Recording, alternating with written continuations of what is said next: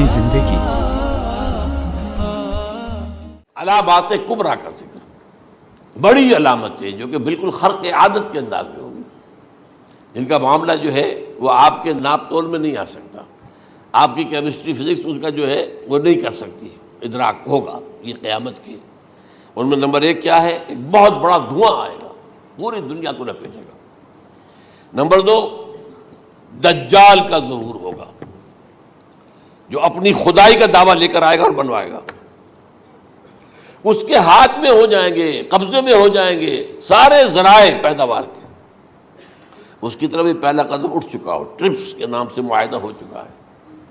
کوئی ملک اپنا بیج پیدا نہیں کر سکتا ہو، یہ بیج ہم نے ڈیولپ کیے ہیں۔ ان کے ڈیولپمنٹ سے پہلے تم ایک ایکڑ سے کتنی گندم لیتے تھے، آج کتنی لے رہے ہو؟ کس بنا پر؟ جینیٹکس کا جو کام ہم نے کیا ہے اس کی بنا پر ہونا۔ ہاں تو ہمارا حق ہے، اس کی رائلٹی ہمارے پاس آنی چاہیے۔ لہذا صرف ان اداروں سے، ملٹی نیشنل سے خریدا جائے گا بیج، اور بیج بھی وہ دیں گے وہ کہ جس سے جو فصل اگے گی وہ بیج نہیں لا سکتی، وہ بیج کا کام نہیں کر سکتی۔ جیسے آپ کو معلوم ہے کہ آپ کے ہاں جو گوشت کھایا جاتا ہے مرغے کا، تو مرغا وہ جو ہے اس میں، مرغا ہو یا مرغی ہو، اس کے اندر کوئی وہ کیفیت ہی نہیں ہے۔ ان کے انڈے جو ہے ان سے آپ بچے حاصل نہیں کر سکتے، ہے تو انڈا، دیکھنے کو تو انڈا ہے، لیکن وہ بنڈا جو ہے اس سے بچہ تو نہیں حاصل کر سکتے۔ ایسے ہی وہ گندم کا بیج دیں گے، نظر آئے گی گندم، لیکن اس کے اندر وہ صلاحیت نہیں ہے کہ اس سے جو فصل اگے گی اس کا نتیجہ جو ہے وہ بھی آپ لے سکیں۔ یہ ہونا ہے، اللہ جانے، قدم اٹھ رہے ہیں ادھر۔ پھر یہ ہے کہ دابۃ الارض، زمین سے ایک حیوان نمودار ہوگا، زمین شق ہوگی۔ ابھی میں کہہ رہا ہوں خرق عادت ہے، یہ چیزیں وہ نہیں ہیں جو ہماری کسی حساب کتاب میں جو باتیں پہلے آئی ہیں وہ تو حساب کتاب میں آ رہی ہیں، ساری سمجھ میں آ رہی ہیں، ساری چیزیں مشاہدہ ان کا ہو رہا ہے۔ لیکن یہ ہے کہ دابۃ الارض، یہ کہتے ہیں کہ کوہ صفا، اس میں تو نہیں ہے حدیث میں، کوہ صفا پھٹے گا اور اس میں سے ایک حیوان دابہ وہ ظاہر ہوگا، تو اسی لیے فرمایا ہے وَإِذَا وَقَعَ الْقَوْلُ عَلَيْهِمْ أَخْرَجْنَا لَهُمْ دَابَّةً مِّنَ الْأَرْضِ تُكَلِّمُهُمْ، تو ہم اندر سے پیٹ کے چیر کر زمین کے پیٹ کو ایک حیوان کو برآمد کریں گے جو انسانوں سے بات کرے گا، گفتگو کرے گا۔ نمبر 4، طلوع الشمس من المغرب، یہ بھی خرق عادت۔ سورج تو طلوع ہوتا ہے مشرق سے، غروب ہوتا ہے مغرب میں، لیکن اس وقت معاملہ الٹا ہو جائے، یعنی جو کائنات کے اندر جو گڑبڑ ہوگی کچھ سمجھ میں بات آتی ہے کہ یہ معاملہ جو ہے یہ تو اس پورے سولر سسٹم کو اگر بدل دیتے ہیں تو مشرق مغرب ہو جانا، مغرب مشرق ہو جانا، یہ بالکل سمجھ میں آنے والی بات ہے۔ اس کے بعد ہے عیسیٰ ابن مریم کا نزول، جس کے بارے میں آج میں نے گفتگو کی ہے تفصیل سے۔ یہ نزول ہونا ہے، یہ علامات قیامت میں سے حضور نے بیان فرمایا ہے، اور قرآن مجید کی جو اصطلاحات ہیں اس کے حوالے سے میں نص قطعی جو ہے وہ میں آپ کے سامنے رکھ چکا ہوں۔ پھر یاجوج ماجوج کا ایک معاملہ ہے، یہ میں ابھی اس وقت زیادہ اس پر بات نہیں کر سکتا۔ حضرت عیسیٰ علیہ السلام کے نزول کے بعد دو کام ہوں گے، یہودیوں کا قلع قمع ختم، تمام یہود، ایک کام تو یہ ہونا ہے، اور نمبر 2 عیسائیت کا ختم ہو جانا۔ عیسائیت کی نفی کر دیں گے، بھائی میں تم مجھے خدا کا بیٹا بنائے بیٹھے ہو، میں تم خدا کا بیٹا نہیں ہوں، میں تو اس کا بندہ ہوں، رسول ہوں، میں نے تم سے کب کہا تھا کہ مجھے خدا کا بیٹا بناؤ۔ نمبر 2 یہ کہ وہ خنزیر کو قتل کر دیں گے، یعنی یہ تم نے خنزیر کب سے کھانا شروع کر دیا؟ میں تو تم کو نکاح اجازت دے کر گیا تھا، یہ تو شریعت موسوی میں حرام تھا، اور میں کہہ کر گیا تھا کہ یہی شریعت تم پر لاگو رہے گی، ہاؤ کم تم نے کیسے یہ؟ آج بھی بہت سے رومن کیتھولکس جو ہے وہ سور نہیں کھاتے، وہ اس میں ہے ان کے اندر کچھ نہ کچھ بعض جو ہے جو حضرت عیسیٰ کی تعلیمات کا کچھ اثر ان کے ہاں ہے۔ میں تو ایک مرتبہ، یہ 1971 کی بات ہے، 4-5 دن کے لیے برسلز میں رکا تھا، اس لیے کہ وہاں مجھے ایک صاحب نے خط لکھا تھا کہ وہاں ایک نوجوان ہے، ابھی اس ایمان لایا ہے، اور اس کے کچھ مسائل ہیں، ہم کوشش کر رہے ہیں کہ مسائل حل کریں، آپ بھی جا رہے ہیں۔ میں انگلینڈ جا رہا تھا تو واپسی پر آپ ان کے یہاں چند دن ٹھہرے، میں حیران ہوا۔ ویسے اس نے مجھے اپنے گھر ٹھہرایا نہیں، اس لیے کہ ماں باپ تو اس کے کرسچن تھے، اور پولیس کا چیف آفیسر اس کا باپ تھا، چیف آف پولیس فورس۔ اس نے مجھ سے ایک دن کھانے پہ بلایا، میں ہوٹل میں ٹھہرایا مجھے، اس نے کہا آپ اطمینان سے یہاں کھانا کھائیں. اس گھر میں نہ آج تک کوئی شراب کی بوند آئی ہے اور نہ ہی کوئی بوٹی آئی ہے سور کی. Roman Catholics. اب اکلوتا بیٹا تھا یہ عبدالعزیز، نے بعد میں نام رکھا، وان کینٹر اس کا نام تھا جو کہ اوریجنل تھا. پھر اس نے نام رکھا عبدالعزیز وان کینٹر، پرانا نام بھی باہر رکھا. نہایت ایک نہایت خوبصورت. 28 سال کی عمر تھی اور اس وقت میں نے دیکھا تھا کہ اس کی فقہی معلومات جو ہے میری معلومات سے 10 گنا زیادہ. اس کی وجہ کیا ہے؟ وہ گیا تھا موراکو میں ایز اے ٹیچر ملازمت کرنے، پیسہ کمانے. وہاں وہ مسلمانوں سے اس کا ہوا رفت ضبط ہوا، اسلام کی تعلیمات سامنے آئی، اسلام لے آیا. اب اکلوتا بیٹا ہے اور ماں باپ جو ہے کرسچن کیتھولکس. جب وہاں سے واپس آیا تو پھر کہتے ہیں کہ ہمارے درمیان ایک معاہدہ ہے، وی آر لیونگ ٹوگیدر، لیکن یہ معاہدہ ہے ہم مذہب پہ بات نہیں کریں گے، بس باقی جو بھی ہے وہ ساتھ رہ رہے ہیں. لیکن میں حیران ہوا، مجھے معلوم نہیں تھا. اچھا اس کے بعد اس نے جب اسلام کا فیصلہ کیا تو اس کے سامنے سوال آیا کون سی فقہ اختیار کروں. تو اس نے بڑی جو ہے تھورو اسٹڈی کی ہے تمام فقہوں کی، کمپیریٹو اسٹڈی. ان کو کرنے کے بعد پھر فائنل فیصلہ اس کا یہ تھا کہ حنبلی فقہ میں اختیار کروں. چاروں فقہوں میں سب سے لیٹسٹ حنبلی ہے، یعنی حنفی نمبر 1، پھر مالکی نمبر 2، پھر اس کے بعد شافعی نمبر 3، پھر یہ امام احمد ابن حنبل ہے. اور امام احمد ابن حنبل کے زمانے تک احادیث بہت بڑے پیمانے پر جمع ہو چکی تھی، جبکہ ابھی حضرت امام ابو حنیفہ کے زمانے میں کوئی اتنا زیادہ جو ہے حدیث کا بھی ذخیرہ نہیں بنا تھا. اسی پر تو لوگ حیران ہوتے ہیں کہ زیادہ حدیث امام ابو حنیفہ کے علم میں نہیں تھی، لیکن مجال ہے کہ ان کا کوئی فتویٰ جو ہے کتاب و حدیث کے، کتاب اور سنت کے خلاف ہو. اگرچہ انہوں نے صاف کہا کہ اگر تم پاؤ کوئی ایسی سچی حدیث، پختہ حدیث جو میری کسی رائے کے خلاف ہو تو میری رائے کو دیوار پر دے مارنا اور اس صحیح حدیث کی پیروی کرنا. لیکن ویسے اس کے بعد یہ کمال یہ ہے کہ بہت ہی کوئی شاذ معاملہ ہے کہ جس میں ان کا کوئی فتویٰ وہ کتاب و سنت کے منافی ہو یا سنت کے منافی ہو. کتاب پہ تو سوال پیدا نہیں ہوتا، کتاب تو ساری ان کے سامنے موجود تھی. اس کے بعد یہ ہے کہ یاجوج ماجوج، اصل میں بتا رہا تھا آپ کو کہ جب عیسائیت بھی ختم ہو گئی، یہود ویسے ختم ہو گئے، استیصال ہو گیا، جڑ کٹ گئی. اب عیسائیت گویا کہ اسلام میں ضم ہو گئی. عیسائیت مذہب ختم، یہودی خود ختم. اب یہ طاقت کتنی ہو جائے گی؟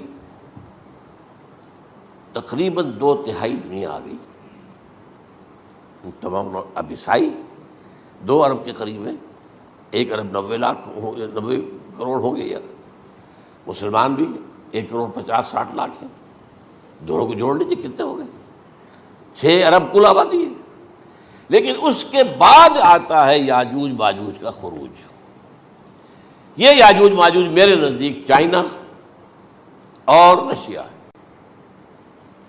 ان کی مجموعی طاقت اتنی ہوگی اور یہ اس طرح آئیں گے ہر اونچائی پر سے اترتے ہوئے، پھسلتے ہوئے. جیسے 1962 میں جب وار ہوئی تھی بٹوین چائنا اینڈ انڈیا 1962 میں، تو وہ اس وقت کا نقشہ جو آج بھی اخبارات میں پڑھتا تھا تو یاد، waves after waves of Chinese soldiers were coming down the slopes of Himalayas. یہ تو وہ ہے نا جن کی تعداد کا کوئی حساب نہیں ہے. اور رشیا اور یہ مل کر جو ہے، میرا اندازہ یہ ہے کہ جب پہلے ملحمۃ العظمیٰ ہوگی وہ عیسائیوں اور مسلمانوں کے درمیان، اس وقت یہ دونوں پاورز نیوٹرل رہیں گی. لیکن غالباً یہ بات طے کر لیں گی کہ ویپنز آف ورلڈ جو ہے ماس ڈسٹرکشن، یہ استعمال مت کرنا. اگر یہ ویپنز آف ماس ڈسٹرکشن استعمال کرو گے تو ہم میدان میں آ جائیں گے. اس میں وہ جنگ جب ہو چکے گی، پھر حضرت عیسیٰ کو فتح حاصل ہو جائے گی، اور پھر یہ کہ یہودیت ختم ہو جائے گی، عیسائیت بطور مذہب ختم ہو کر اسلام میں ضم ہو جائے گا. پھر وہ 40 برس کا عہد حکومت ہے حضرت عیسیٰ علیہ السلام. لیکن جب یہ فتح ہو جائے گی ان پر، اب یاجوج ماجوج آئیں گے اور اتنی تعداد میں آئیں گے کہ بحیرہ طبریہ جو ہے اس کا سارا پانی پی جائیں گے. یہ تو اگر آپ کو کبھی اندازہ ہو یا کوئی آپ جانیں ان لوگوں کو جو ان چینیوں سے واقف ہیں، وہ کہتے ہیں زمین پر ہلتی ہوئی کوئی چیزوں سے وہ چھوڑی چھوڑ کھا جائیں گے. جہاں وہ جاتے ہیں ایز اے لیبرر، وہاں کے جو سارے کتے ہیں ختم، ساری بلیاں ختم، ہر شے وہ جو سانپ کھاتے ہیں. ہر چیز کھاتے ہیں، اور یہ تمام ایسٹرن کنٹریز کے اندر ہوتا ہے، بڑی ڈیلیشس ڈشز ہیں یہ، سانپ وغیرہ وغیرہ، اور یہ جس طرح کھا جائے، پانی پئے ایک قطرہ نہیں رہے گا اس پر.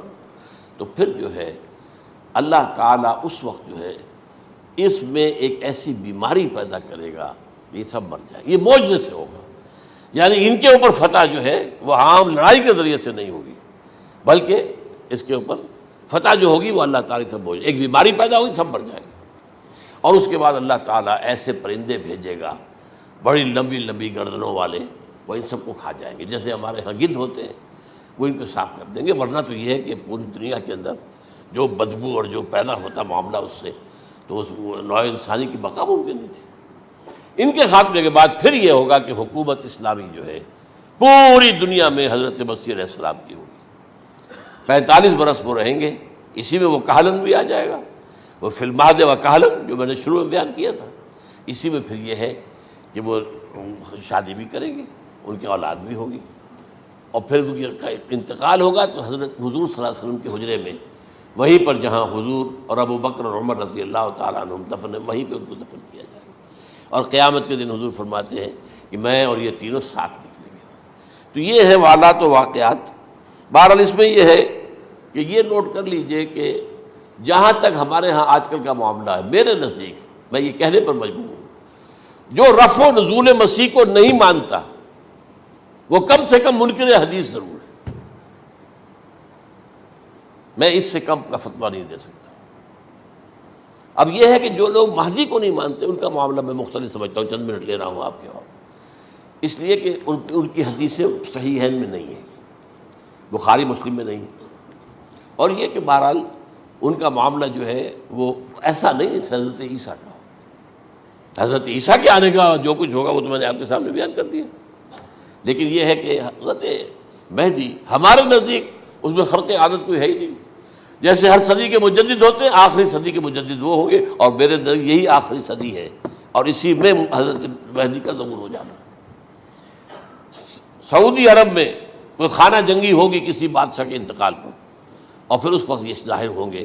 اس وقت ملک کے حالات کو سنبھالنے کے لیے لوگ ان کو زبردستی نکالیں گے، چھپے ہوئے ہوں گے ایک گھر میں. یہ حضرت ام سلمہ رضی اللہ تعالی عنہ کی روایت ہے کہ ایک بادشاہ کے انتقال پر یہ خانہ جنگی ہو جائے گی، اور ایک شخص مدینے سے بھاگ کر مکے میں چھپ جائے گا.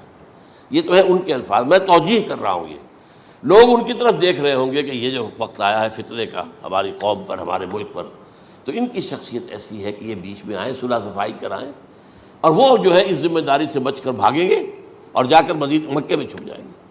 پھر لوگ انہیں تلاش کر کے نکالیں گے اور زبردستی ان کے ہاتھ پر بیعت کریں گے، ورنہ وہ اتنے بڑے منصب کو. اور پھر یہ بھی ہے، ایک حدیث میں آتا ہے یصلحو فی لیلۃ واحدہ، ایک رات میں ان کی مکمل اصلاح کر دیں گے. یعنی اگر کوئی تھوڑا بہت نقص اور عیب کوئی ہوا بھی، کوئی کمی کوتاہی ہوئی بھی، تو اللہ تعالیٰ ایک رات میں اصلاح کروا دیں. لیکن ہمارے نزدیک اس کے اندر کوئی خرق عادت ہے ہی نہیں. البتہ جو کہتے ہیں اہل تشیع، وہ خرق عادت ہے کہ ان کے 12ویں امام جو ہے وہ بچپن ہی کے اندر اس خوف سے کہ جو بنو عباس بادشاہ ہیں وہ ان کو قتل کر دیں گے، تو وہ ایک غار میں چھپا دیے گئے. اب وہ 1200 برس سے اس غار کے اندر چھپے ہوئے، اور اس کے بعد وہ ظاہر ہوگی، وہ امام مہدی ہوں گے. اس میں خرق عادت ہے. لیکن میں یہ کہتا ہوں کہ محض خرق عادت کی بنیاد پر ہم اس کی نفی نہیں کریں گے. کیوں؟ کیا ہم یہ نہیں مانتے کہ اصحاب کہف 300 برس تک سوئے رہے؟ یہ کیا عام بات ہے؟ حضرت عزیر علیہ السلام اللہ نے انہیں موت دی، موت، اور 100 برس کے بعد زندہ کر کے اٹھا لیا.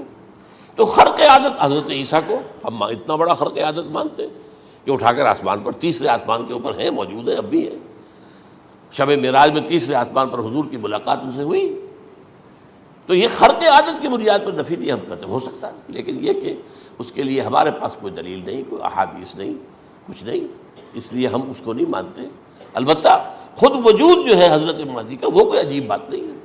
وہ تو جیسے پہلے بھی آئے ہیں ہمارے مجددین، ایسے مجدد ہوں گے اور دین کو تازہ کر دیں گے. ایک صحیح اسلامی ریاست جو ہے وہ عرب میں قائم ہو جائے گی دوبارہ. حضور نے فرمایا وہ عدل اور انصاف سے عرب کو اسی طرح بھر دے گا جیسے کہ وہ اس سے پہلے ظلم اور جور اور زیادتیوں کے سے بھری ہوئی ہوگی. تو یہ کام ہوگا، یہ تو مجدد کا کام ہوتا ہی ہے. اس حوالے سے. لیکن بہرحال میں نے پھر بھی کہا کہ اگر احادیث کی کمزوری کی وجہ سے کہ صحیح عین میں نہیں ہے، اگر کوئی شخص انکار کرے تو مجھے کوئی اعتراض نہیں ہے، ٹھیک ہے. لیکن جو حضرت عیسیٰ کے رفع سماوی اور حضرت عیسیٰ کے نزول کا انکار کرتا ہے، وہ کم سے کم، میں انہیں اور آگے کوئی فتویٰ نہیں دیتا کہ وہ کافر ہو گئے یا یہ ہو گیا یا وہ ہو گیا، لیکن منکر حدیث کے لائن میں تو وہ لازماً کھڑے ہو گئے.